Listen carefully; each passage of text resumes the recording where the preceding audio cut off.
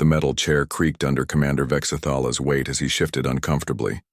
His forearms hung loosely at his sides, but his claws kept scratching the table surface without him knowing it. The room was too bright, too cold, too clean. Everything about this place made his skin crawl. 3 Zephyrian officers sat across from him. General Kriksdal looked bored. Colonel Nextha kept checking her datapad. Major Velthon stared at Vexthala with curious eyes. They had called him here to talk about the war. They wanted to know about the humans. They thought it would be a simple report. They were wrong. "State your name and rank for the record," General Kriksdal said without looking up from his papers. "Commander Vexathala, 7th Shock Battalion, Zephyrian Imperial Forces," he replied. His voice sounded hollow in the empty room. "You served in the 3rd Galactic War against the human forces?" "Yes, sir." "Good. We need detailed information about human military tactics. Our next campaign requires proper intelligence." The general finally looked up. "Begin with your first encounter." Vexathala's claws stopped scratching. His breathing became shallow. The officers noticed the change immediately. "Commander?" Colonel Nextha prompted. "You think you know what you're asking?" Vexthala said slowly. "You think the humans are just another enemy species? You think they fight like we do? Or like the Krelans, or the Vorthon Empire?" He leaned forward, his eyes wide. "You are wrong. They are not like anyone else in the galaxy." Major Velthon laughed. "Come now, Commander. They're just bipedal mammals, with decent technology. What makes them so special?" Vexthala stared at him for a long moment. "Because they don't fight to win. They fight to teach, and the lesson they teach is fear." The room fell silent. General Kriksdal put down his papers. Colonel Nextha stopped checking her datapad. Major Velthon stopped smiling. "Explain," the general ordered. Vexthala took a deep breath. "It was 18 months ago. The Kepler 442 system. We had intelligence about a small human research station, maybe 50 people total. Scientists, engineers, a few security guards, nothing serious." He paused, remembering. "Command said it would be easy. A simple capture mission. Take the station, secure the research data, move on to bigger targets. They assigned my entire battalion. 500 of our best soldiers for 50 humans. That seems like overkill," Colonel Nextha observed. "That's what I thought too." Vexathala's mandibles clicked nervously. "I told my troops it would be over in an hour, maybe less. We had done this kind of operation dozens of times against other species. Humans couldn't be that different." He was quiet for so long that Major Velthon had to prompt him again. "What happened?" "We dropped out of hyperspace right on schedule. The station was exactly where intelligence said it would be. Small, maybe 20 levels stuck to the side of an asteroid. Our sensors showed life signs. About 50 beings, just like the report said." Vexathala's claws started scratching the table again. "We hailed them. Standard surrender demand. No response. So we moved in with boarding pods. 3 assault teams. Full combat gear. I led the first team myself. Standard procedure." The general nodded. "Yes, sir. Everything by the book. We breached the outer hull exactly as planned. The airlock systems worked normally. No resistance at the entry points. It felt routine." "But it wasn't?" "No, sir, it wasn't." Vexathala's voice dropped to almost a whisper.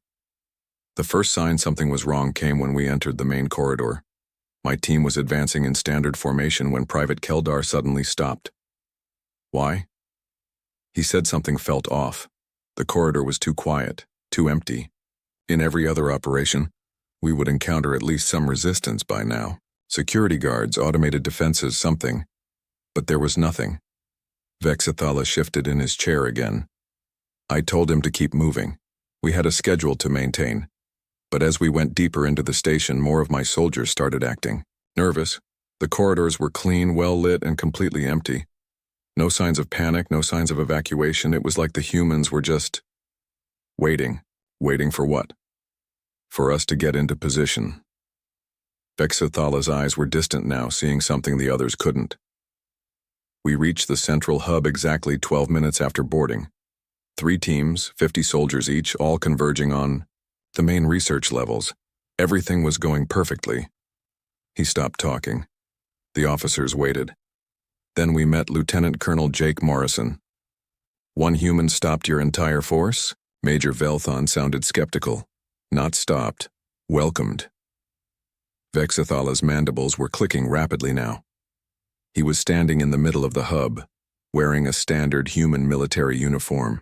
No weapons visible, no armor, just standing there, with his hands behind his back smiling. Smiling? Humans do that when they're pleased about something. It shows their teeth. Morrison was very pleased. Vexathala shuddered. He spoke to us over the comm system. His voice was calm, polite, almost friendly. What did he say? Welcome to Research Station Alpha. I am Lieutenant Colonel Jake Morrison, United Colonial Defense Force. You are exactly on time. Vexathala repeated the words slowly as if they still confused him. On time, like we had an appointment.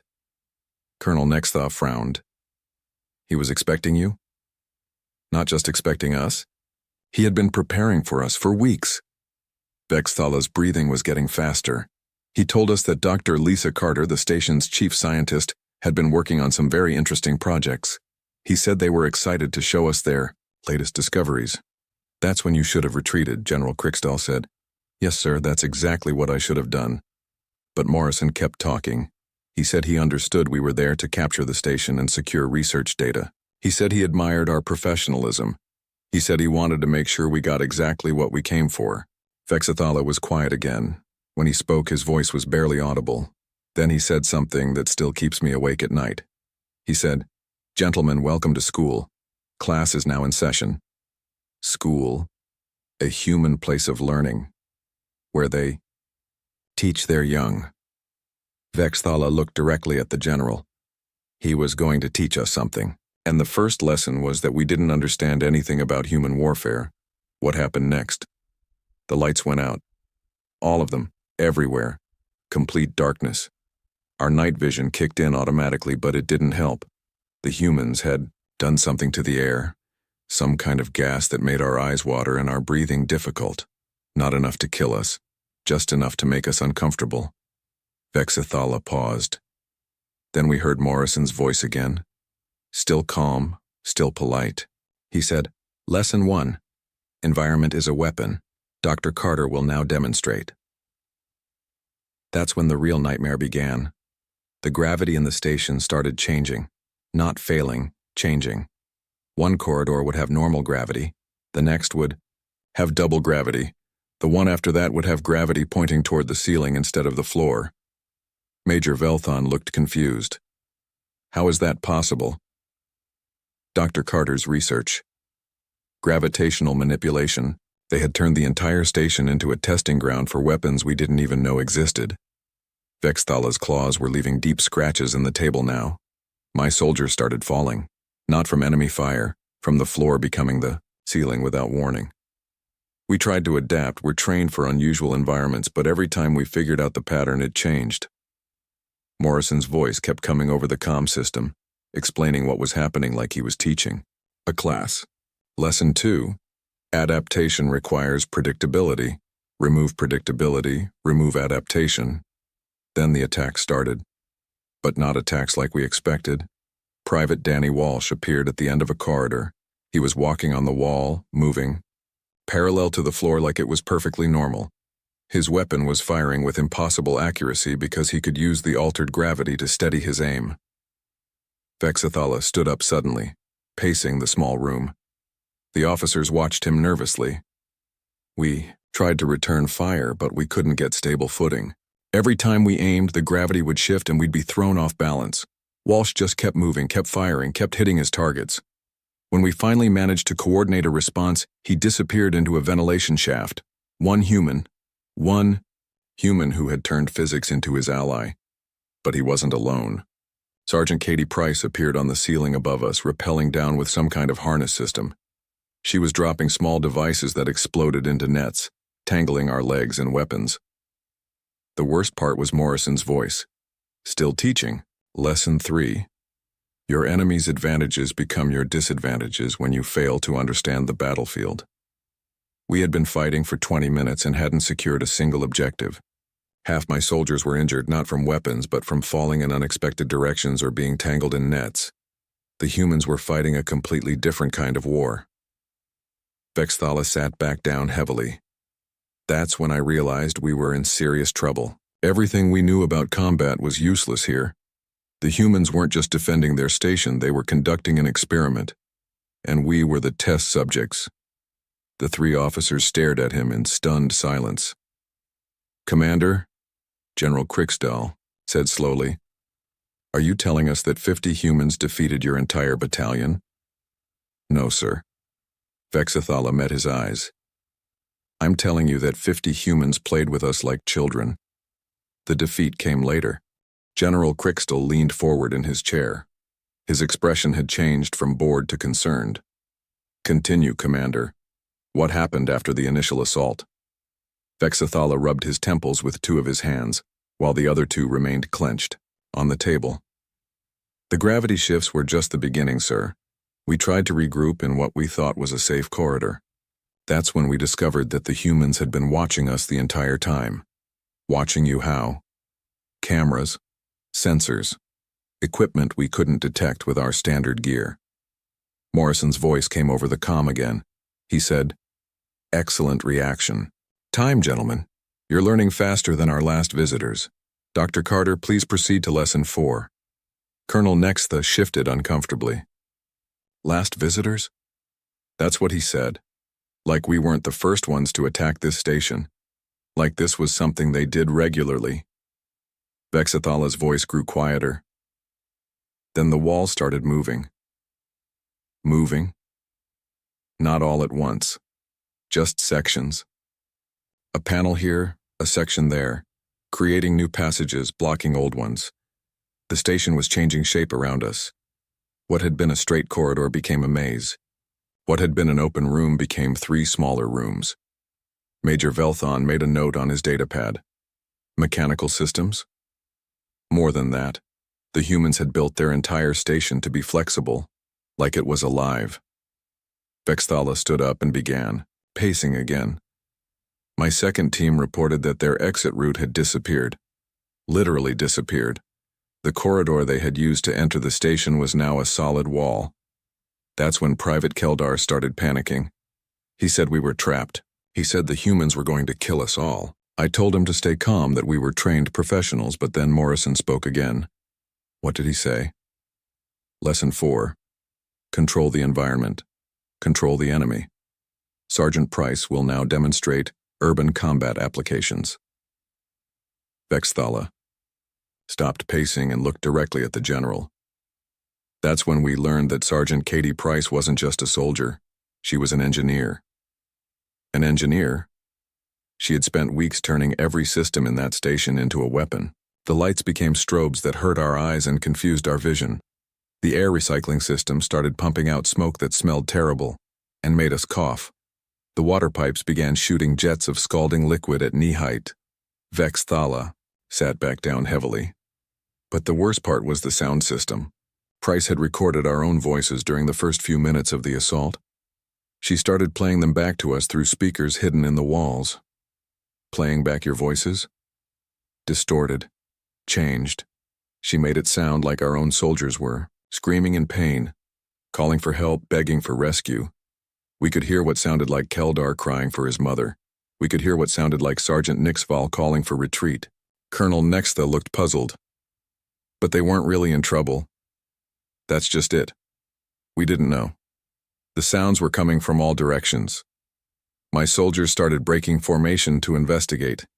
They thought their friends were being tortured. They thought they needed to help. And that's what the humans wanted. Exactly. Morrison's voice came back. Lesson 5. Compassion is a weakness when your enemy understands how to exploit it. Private Walsh will now demonstrate. Vexthala's claws were leaving deeper scratches in the table. Private Danny Walsh had been moving through the ventilation system the entire time. Every time one of my soldiers broke formation to investigate a scream, Walsh would appear behind them. Not to kill them, to capture them. Capture them how? Nets. Sticky foam. Electric shock weapons that knocked them unconscious but didn't kill them. Then he would drag them into the vents and disappear. Vexthala's breathing became rapid. Within 30 minutes, I had lost 15 soldiers, not killed, captured. What did you do? I tried to contact the other teams.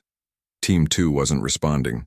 Team 3 reported they were pinned down in what they called a room that keeps changing. Size. I ordered a full retreat to the entry point. General Kriksdal frowned. Good tactical decision. It would have been, sir, if the humans had let us retreat. But when we reached the entry point, we discovered that the airlocks had been sealed. Morrison's voice explained that they were conducting safety tests and couldn't allow anyone to leave until the tests were complete. Safety tests? He said they needed to make sure we understood all the lessons before we left. He said it wouldn't be safe for us to encounter other humans until we had completed the full curriculum. Major Velthon looked up from his notes. They were holding you prisoner? No, sir. They were holding us for education. There's a difference. Vexthala's voice was barely audible now. Morrison announced Lesson 6. Which was? Lesson 6. Information is power. Dr. Carter will now explain the physics behind our gravitational manipulation technology. They started teaching you their technology? In detail. Dr. Lisa Carter's voice came over the comm system. She sounded excited, like she was talking to students she liked. She explained how they had discovered a way to create localized gravitational fields using exotic matter. She drew diagrams on the wall screen showing exactly how the technology worked. Vexathala paused, his expression confused. She even took questions. Questions. Some of my soldiers were so fascinated that they started asking about the technical details. How much energy did it require? Could it be scaled up? How did they prevent the exotic matter from destabilizing? And she answered, everything. Every question.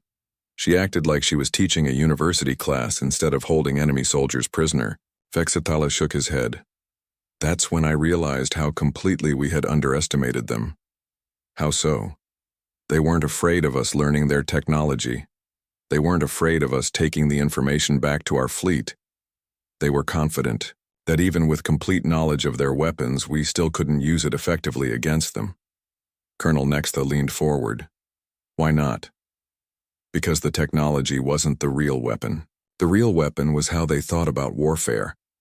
They had taken a research station and turned it into a teaching laboratory. They had taken our assault and turned it into a lesson plan. They had taken our soldiers and turned them into students. What happened to the captured soldiers? Morrison announced Lesson 7 about an hour later. Lesson 7. Successful education requires practical application. Your fellow students will now demonstrate what they have learned. Vexthala's hands were shaking. The 15 soldiers that Walsh had captured appeared on the wall screens. They were unharmed, sitting in what looked like a comfortable classroom. Morrison was standing at the front with a display board showing tactical diagrams. He was teaching them advanced human combat techniques. He was showing them exactly how they had been defeated, step by step, decision by decision. He explained every trap, every tactic, every psychological manipulation they had used against us. And your soldiers were listening? They were taking notes. Vexathala's voice cracked. Private Keldar raised his hand to ask about the timing of the gravity shifts. Sergeant Nixval wanted to know more about the acoustic weapons. They were genuinely interested in learning. That's when I understood the true horror of what was happening. The humans weren't just defeating us, they were converting us. They were turning our own soldiers into experts on human warfare. General Kriksdal stood up abruptly. This is impossible. Soldiers don't just switch sides because of a few lectures. They weren't switching sides, sir. They were learning to think, like humans. And once you learn to think like a human about warfare, you can never go back to thinking like a Zephyrian. What do you mean? Morrison announced the final lesson. Lesson 8. The best way to defeat an enemy is to make them understand that they never had a chance to win. Then he opened the airlocks and let us leave. The 3 officers stared at him in stunned silence. He let you leave? Major Velthon finally asked. All of us. Even the captured soldiers. Morrison walked us to the airlocks personally. He was still smiling. He thanked us for being such good students. He said he hoped we would share what we had learned with our friends. He wanted you to report back. He wanted us to spread fear. He wanted every Zephyrian who heard our story to understand that fighting humans wasn't like fighting anyone else. He wanted us to know that humans don't just win battles. They remake their enemies in the process. Vexathala sat down heavily. The worst part was the handshake. Handshake? A human gesture of respect. Morrison offered to shake my hand as I left. When I took it, he leaned close and whispered something that I'll never forget. "What?" he said. "Commander, what you experienced today was a training exercise. Our actual military is much more creative." The room fell completely silent. "That was 18 months ago," Vexathala whispered. "I haven't slept properly since." The three officers sat in uncomfortable silence for several minutes. Finally, General Kriegstahl cleared his throat. "Commander, you mentioned this was your first encounter with human forces. There were others?" Vexathala nodded slowly. "Yes, sir. 3 more major engagements, each one worse than the last." He looked up at the ceiling, his eyes distant. "After Research Station Alpha, High Command decided we needed a different approach. They said a small research station wasn't a real test of human capabilities. What did they decide to do? Full planetary assault. Proxima Centauri B, a human colony world with about 2 million civilians and a small military garrison. The plan was to overwhelm them with superior numbers before they could set up any of their tricks." Colonel Nextha made a note. "How many ships did we send?" 50 battle cruisers, 200,000 soldiers, the largest assault force we had ever assembled for a single target. Vexathala's mandibles clicked nervously.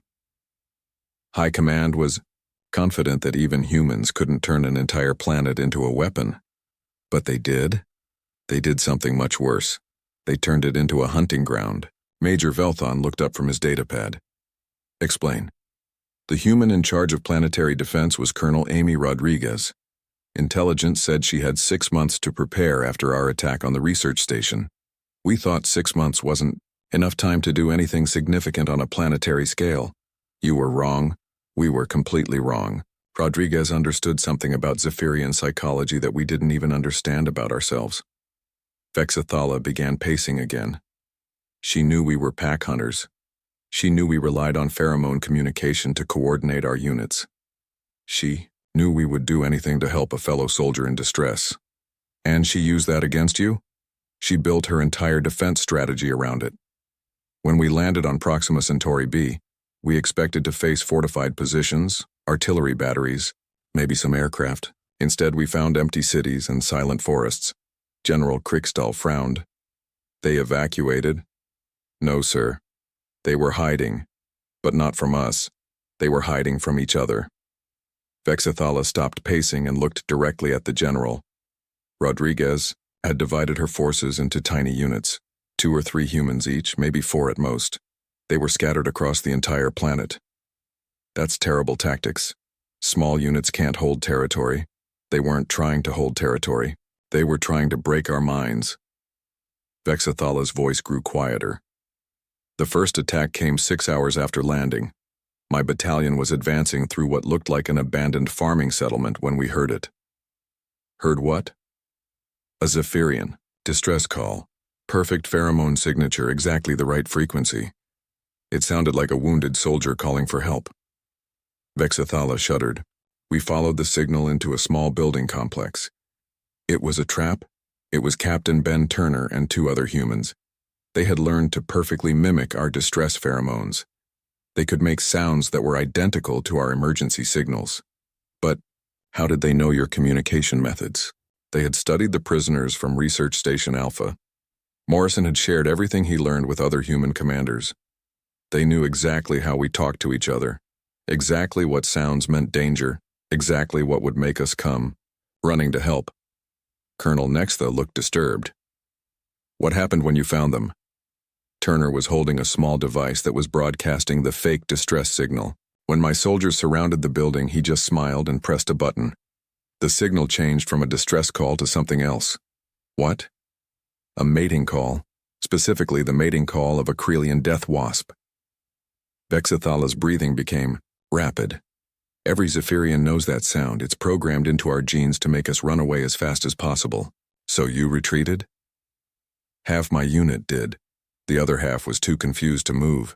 We had trained responses pulling us in opposite directions. Help the wounded soldier or flee from the predator. Our instincts were fighting each other. What did Turner do? He started talking, not shouting or threatening, just talking in a calm, conversational voice. He said he understood that we were confused. He said he knew it was hard to think clearly when your instincts were in conflict.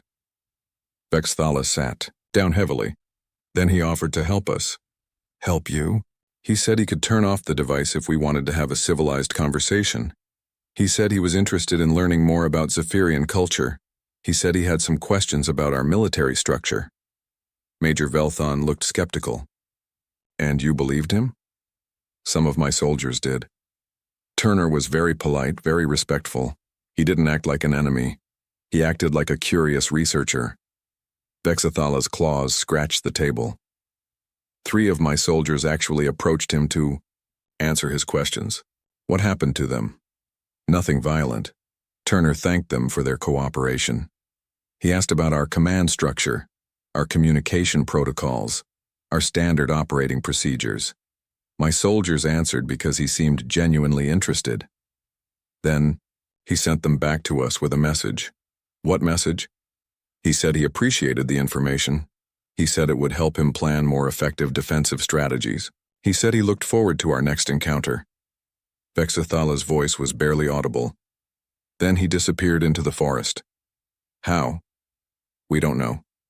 One moment he was there, the next he was gone. But we kept hearing the fake distress calls from different locations, sometimes 2 or 3 at the same time from different directions. General Kriksdal leaned forward. What did you do? We tried to ignore them. But Zephyrian soldiers can't. Ignore distress calls, it's impossible. Every time we heard one, at least a few soldiers would break formation to investigate. And Turner would be waiting. Not just Turner. Other humans. Major Sue Collins, Lieutenant Gary Stevens, Captain Janet Walsh, they were all doing the same thing. Mimicking our signals, asking polite questions, gathering intelligence, then disappearing. How many soldiers did you lose this way? None killed. That was the terrifying part. The humans weren't killing anyone. They were just collecting information. And every soldier who talked to them came back changed. Colonel Nextha frowned. Changed how? They started thinking like humans. They started questioning our tactics. They started suggesting that maybe we should try talking to the enemy instead of fighting them. Vexathala's mandibles clicked rapidly. Within a week, I had a mutiny brewing in my own unit. A mutiny? My soldiers weren't refusing orders. They were politely suggesting better ways to do things, human ways. They said the human approach was more efficient, more civilized, more effective. What did you do? I reported the situation to Fleet Command. They said similar problems were occurring across all our ground units. Soldiers were becoming reluctant to engage human forces. Some were even requesting permission to surrender so they could learn more about human culture. Major, Velthon made another note. How did Command respond? They sent in the psychological warfare specialists, experts trained to handle enemy mental manipulation. But the humans were ready for them too. How? Rodriguez had anticipated that we would send specialists. She had prepared a special welcome for them. Vexathala stood up and began pacing again. The specialist landed in what they thought was a secure area. Instead, they found Captain Turner waiting for them with a tea service. A tea service? A human social ritual involving hot beverages and polite conversation. Turner invited the specialist to sit down and discuss their concerns over drinks. Did they accept? They had to. Turner was alone, unarmed, and completely non-threatening. It would have looked foolish to attack someone offering hospitality. Vexathala's voice grew hollow. The conversation lasted 4 hours. What did they talk about? Psychology. Turner was genuinely interested in how Zephyrian mental manipulation techniques worked. He asked detailed questions about our methods, our training, our success rates. The specialists answered because Turner seemed like a fellow professional. Then Turner started sharing human techniques, not to show off, but to have an academic discussion. He explained how humans approached psychological warfare differently, how they used compassion instead of fear, curiosity instead of aggression, education instead of intimidation. What happened to the specialists? They came back to the fleet completely convinced that human psychological methods were superior to ours. They recommended that we adopt human techniques immediately. General Kriegstall stood up abruptly. This is impossible. Trained specialists don't just abandon their own methods after one conversation. That's what I thought too, sir, until I met Captain Turner myself. You met him? 3 weeks into the campaign. I was leading a final assault on what we thought was Rodriguez's command center. Instead, I found Turner sitting alone in an empty room, reading a book. What kind of book? A technical manual on Zephyrian military tactics, in our own language. He looked up when I entered and said, "Commander Vexthala, I've been hoping to meet you. I've read your service record. Very impressive." He knew who. You were? He knew everything about me. My training, my combat history, my family background, even my personal interests. Vexthala's voice cracked. He said he thought I would appreciate a more sophisticated approach to warfare. Major Velthon set down his datapad with shaking hands. Commander, surely High Command learned from these failures. What was their next strategy? Vexthala let out a bitter laugh that sounded more like a growl. They decided the problem was that we were fighting humans on their terms, using conventional forces against unconventional enemies, so they authorized the deployment of our most elite unit. Which unit? General Kriegstall asked. The Shadow Hunters. Vexthala's voice dropped to barely a whisper. 50 of our best assassins, soldiers who had never failed a mission, equipped with the most advanced cloaking technology in the galaxy. Colonel Nextha looked impressed, despite herself. The Shadow Hunters have a perfect success record. Had a perfect success record, Vexthala corrected. Past tense. What was their mission? Simple and direct. Infiltrate the human flagship UCS Defiance. Eliminate Admiral Pete Johnson and his senior staff. Cripple human command and control throughout the sector. Vexthala stood up and walked to the small window in the interrogation room. It should have been easy. The Shadow Hunters had assassinated dozens of enemy commanders from other species. But it wasn't easy. The Shadow Hunters managed to board the ship without detection. Our best cloaking fields made them completely invisible to human sensors. They moved through the corridors like ghosts, mapping the ship's layout, identifying targets, preparing for the strike. What went wrong? They encountered Chief Petty Officer Carla Murphy in the engineering section. Vexthala turned back to face the officers. Murphy had worked on human starships for 15 years. She knew every sound, every vibration, every subtle change in air pressure that a ship could make. So she detected them. Not exactly. She couldn't see them, couldn't track them with any equipment, but she knew they were there. Vexthala's claws started scratching the table again. Murphy had spent so many years in ship engineering that she could feel when something was wrong with her environment. Feel it how? The way the air moved differently when someone invisible walked past. The way the deck plates vibrated slightly under feet that shouldn't be there. The way the ambient temperature changed when body heat moved through a corridor. Major Velthon frowned. That's impossible. No one is that sensitive to environmental changes. That's what we thought too. But humans who work in technical fields, for many years develop senses that other species don't have. Murphy could tell you if a pipe was going to fail 3 days before it actually broke. She could hear problems in the engine that the diagnostic computers couldn't detect. What did she do when she sensed the infiltrators? She didn't raise any alarms. She didn't call security.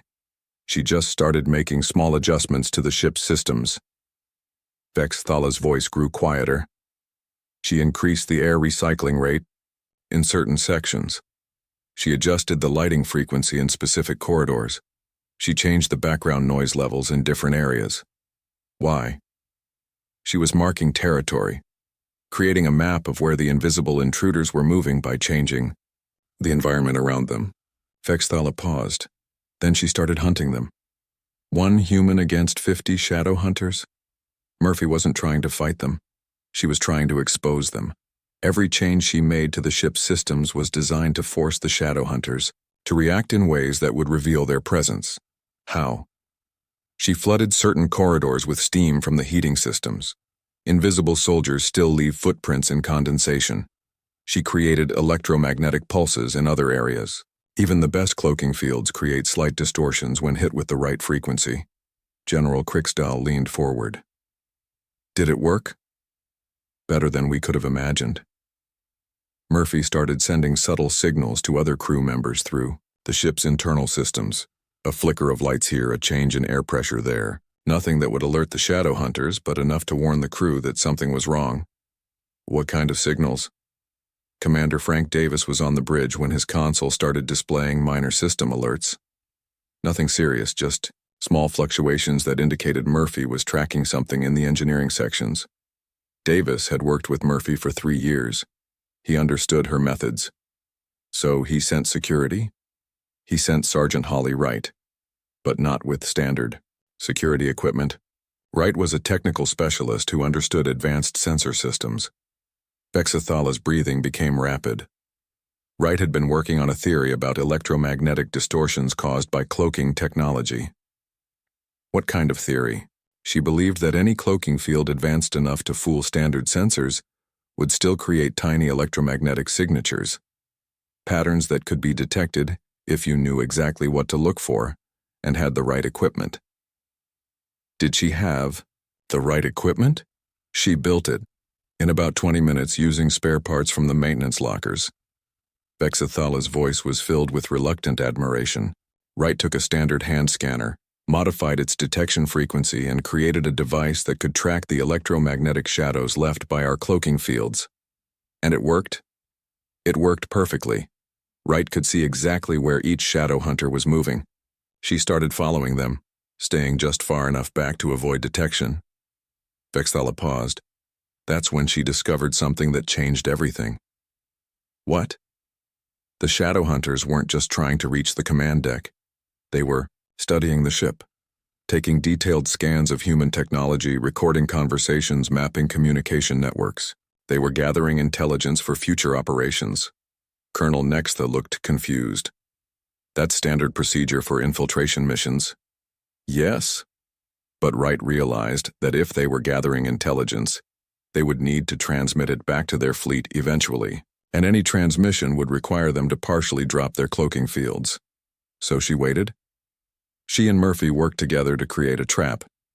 They identified the ship's main communication array and set up a monitoring station nearby. Then, they waited for the shadow hunters to make their data transmission. How long did they wait? 6 hours. During that time, more crew members became aware that something was happening. Not because anyone told them, but because Murphy and Wright were making subtle changes to the ship's operations that experienced crew members could recognize. What kind of changes? Internal sensors being adjusted, security cameras being repositioned, emergency systems being quietly activated. Nothing obvious, but enough to alert people who knew the ship well. Major Velthon made a note. So the crew was ready when the attack came? There was no attack. That was the terrifying part. Vexathala's voice cracked. When the shadow hunters finally attempted their data transmission, Wright was ready with her improvised scanner. She could see all 50 infiltrators gathered around the communication array. What did she do? She walked up to them and started talking. The 3 officers stared at him in stunned silence. She walked up to 50 invisible assassins and started talking. General Kriksdal repeated. Wright knew exactly where they were, but they didn't know she could see them. So she stood in the middle of the group and began explaining how she had tracked them. She described her electromagnetic detection theory in detail. She complimented their cloaking technology. What did the shadow hunters do? Nothing. They were so shocked that a human could see them that they forgot to move. Wright kept talking, explaining how she had modified the scanner, how Murphy had helped track their movements, how the crew had worked together to monitor their activities. Then she made an offer. What kind of offer? She said she was fascinated by their cloaking technology. She said she would love to learn how it worked. She offered to show them her detection methods in exchange for a technical discussion about stealth systems. Vexathala's hands were shaking now. And the Shadow Hunters accepted? They accepted? Wright was so enthusiastic, so genuinely interested in the technology, that the Shadow Hunters found themselves explaining how their equipment functioned. She asked intelligent questions. She offered useful suggestions for improvements. She treated them like colleagues instead of enemies. How long did this conversation last? 4 hours. By the end, the Shadow Hunters had shared detailed technical specifications about their cloaking systems. Wright had explained advanced human sensor technology. They were discussing possibilities for collaboration between their respective engineering teams. What happened to the assassination mission? The Shadow Hunters forgot about it. They were too interested in the technical discussion. Wright suggested they meet again to continue exchanging information. They agreed. They agreed to work with humans. They agreed to become research partners. Wright arranged for them to have regular meetings with human engineers. The Shadow Hunters started providing intelligence about Zephyrian technology in exchange for access to human innovations. General Kriksdal stood up abruptly. This is treason. Elite soldiers don't just abandon their missions for technical discussions. That's what I thought too, sir, until I learned what Wright had really done. What do you mean? The conversation wasn't just about technology. Wright had been studying Zephyrian psychology through our captured soldiers. She knew that our most elite troops were chosen for their intelligence and curiosity. She knew that truly advanced soldiers would be fascinated by superior technology. The interrogation room had grown cold. None of the officers had moved for several minutes. Finally, General Kriksdal broke the silence with a voice that barely carried across the room. Commander, there was one more engagement? Vexathala nodded, slowly. The final one. High Command had lost patience with conventional tactics. They had lost patience with elite units. They had lost patience with the entire war. What did they decide to do? End it. Permanently. Vexathala's voice was hollow. They authorized the deployment of the Planet Killer.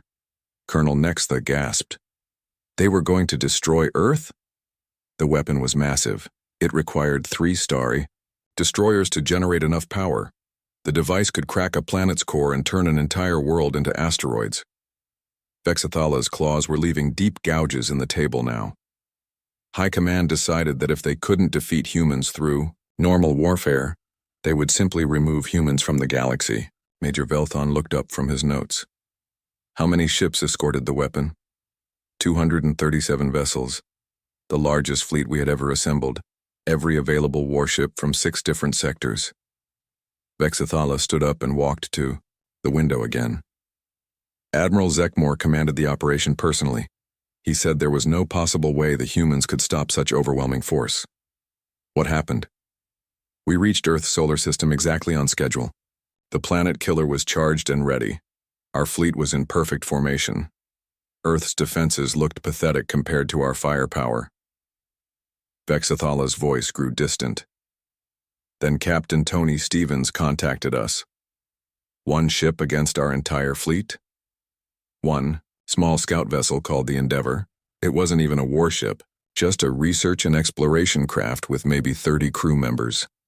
Vexathala turned back to face the officers. Stevens opened a communication channel to Admiral Zekmore and said something that changed everything. What did he say? He surrendered. The 3 officers stared at him in complete shock. He surrendered? General Kriksdal repeated. Complete and unconditional surrender.